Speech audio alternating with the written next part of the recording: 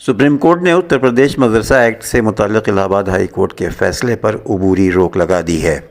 Supreme court نے کہا ہے کہ ہائی کورٹ نے مدرسہ ایکٹ کی دفعات کو سمجھنے میں غلطی کی ہے۔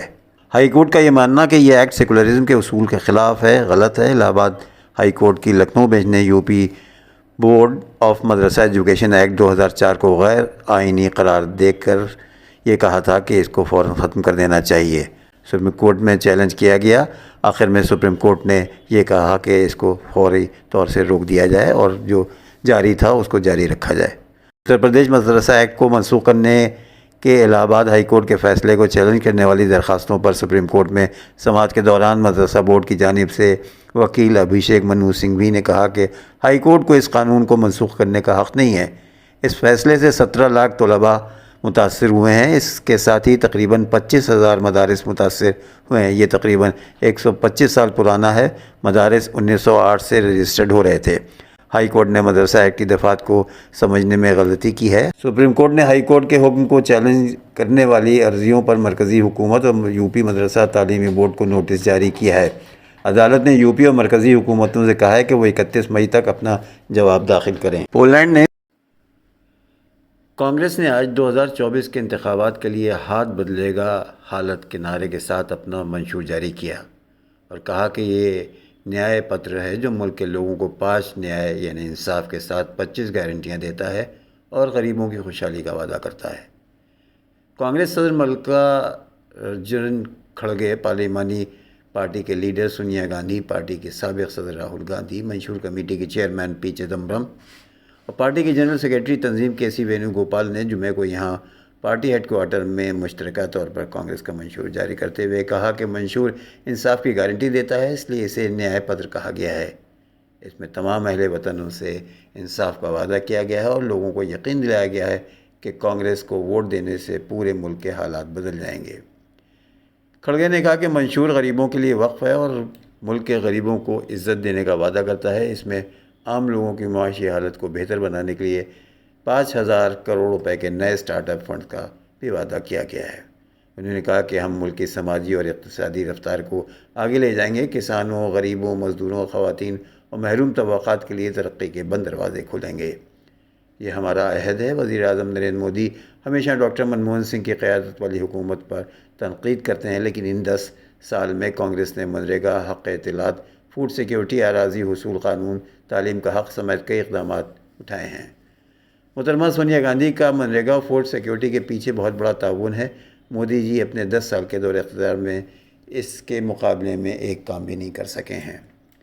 پارٹی لیڈر راہل گاندھی نے کہا کہ بھارت جوڑو یاترا اور بھارت جوڑو نیائے یاترا کے دوران انہیں ملک کی حالت کو قریب سے دیکھا ہے اور وہ جانتے ہیں کہ ملک کے لوگوں کے ساتھ انصاف نہیں ہو رہا ہے، اس لیے کانگریس پارٹی ملک کے عوام کو 25 گارنٹیاں دے رہی ہیں۔ انہوں نے کہا کہ یہ الیکشن ان لوگوں کے درمیان ہو رہا ہے جو جمہوریت اور آئین کو بچانا چاہتے ہیں اور جو اسے تباہ کرنا چاہتے ہیں، اس لیے لوگوں کو آئین اور جمہوریت کو بچانے کے لیے کانگریس کو ووٹ دینا ہوگا۔ اسرائیل سے امدادی قافلے پر حملے کے معاملے میں معافی مانگنے اور ہرجانہ ادا کرنے کا مطالبہ کیا ہے۔ بین الاقوامی خبر رساں اداروں کے مطابق پولش وزیر اعظم ڈونلڈ نے کہا ہے کہ اسرائیل غزہ میں عالمی غذائی تنظیم کے قافلے پر حملے میں پولینڈ کی امدادی کارکنان کی ہلاکت پر نہ صرف معافی مانگے بلکہ ہرجانہ بھی ادا کرے۔ پریس کانفرنس کرتے ہوئے ڈونلڈ نے کہا کہ اسرائیلی معاملے سے متعلق حالات کی فوری طور پر وضاحت پیش کرتے ہوئے ہلاک ہونے والوں کے لاحقین کو معاوضہ ادا کرے۔ انہوں نے کہا کہ یہ امدادی قافلے پر حملے کی وجہ سے غم و غصے کی فضا پیدا ہوئی ہے جو دونوں ملکوں کے درمیان تعلقات کو کشیدہ کرنے کا سبب بن سکتی ہے۔ اسرائیل پولینڈ کے شہری ڈیمیان سوبول کو حملہ میں ہلاک کرنے پر معافی مانگے، ساتھ ساتھ واقعے کی معلومات فراہم کرنے اور ہرجانہ ادا کرنے کا انتظام کرے۔ پولش وزیر اعظم نے کہا کہ حماس کی کارکردگی کے بعد پولینڈ کی جانب سے اسرائیل کی حمایت اور اس کے ساتھ یکجہتی کا اظہار کیا گیا تھا، لیکن اس طرح کی کارروائیوں اور حملوں کے بعد سے یہ تعلق اب مشکل اور آزمائش میں داخل ہو رہا ہے۔ دمشق میں ایک ایرانی سفارتی مرکز پر اسرائیلی حملے کے بعد امریکہ، اسرائیل و ایران کے درمیان ممکنہ مکمل جنگ کے بارے میں بہت فکر مند ہے۔ یہ اطلاع وائٹ ہاؤس کے قومی سلامتی کے کمیونیکیشن ایڈوائزر جان کربی نے فاکس نیوز کو انٹرویو کے دوران بتائی۔ کربی نے بتایا کہ انہیں اسرائیل کے خلاف جوابی کارروائی کی ایرانی دھمکیوں پر گہری تشویش ہے۔ انہوں نے کہا کہ در حقیقت جن چیزوں کے بارے میں اسرائیلی وزیر اعظم اور صدر جو بائیڈن نے بات کی ہے ان میں سے ایک ایران کی جانب سے اسرائیل کے لیے بہت ہی عوامی بہت حقیقی خطرہ شامل ہے۔ آزاد ڈاکٹروں کی تنظیم نے اعلان کیا ہے کہ غزہ کے اسپتالوں میں ایسے بچے داخل ہو رہے ہیں جو براہ راست صہیونی کی فائرنگ اور یا ان کے ڈرون حملوں سے زخمی ہو رہے ہیں، اور بعض زخمیوں کو ملبے تلے نکالا گیا ہے جو بری طرح سے متاثر ہوئے ہیں۔ آزاد ڈاکٹروں کی تنظیم کے سربراہ نے اعلان کیا ہے کہ غزہ میں حفظان صحت کا شعبہ جنگ سے قبل کافی بہتر تھا، جسے صہیونی جارحیت کا ارتکاب کر کے تباہ کر دیا گیا ہے۔ انہوں نے کہا کہ مشاہدے سے پتہ چلتا ہے کہ طبی خدمات کے شعبے کو دانستہ طور پر اور نہایت منصوبہ بندی کے تحت بالکل تباہ کیا گیا ہے، جس کے نتیجے میں صورتحال بد سے بدتر ہوتی جا رہی ہے۔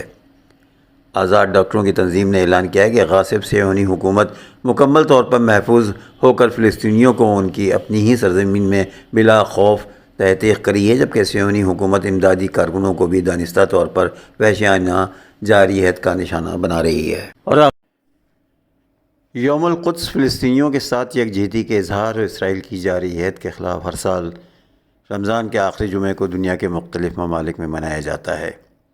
اس موقع پر دنیا کے مختلف ملکوں اور شہروں میں فلسطین سے یکجہتی کے لیے ریلیوں کا اہتمام کیا جاتا ہے۔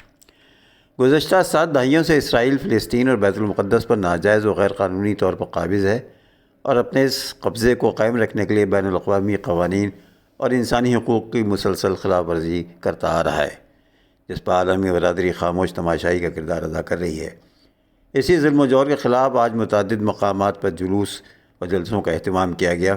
ہندوستان کے بڑے شہروں ممبئی، دہلی، کولکتہ، پونا، لکھنؤ وغیرہ میں اسرائیل کے خلاف لوگوں نے اپنے غم و غصے کا اظہار کیا۔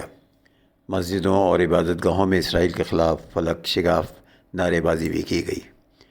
ممبئی میں رمضان المبارک کے آخری جمعے کو عالم اسلام فلسطین سے اظہار یکجہتی کے لیے یوم القدس کے طور پر مناتا ہے۔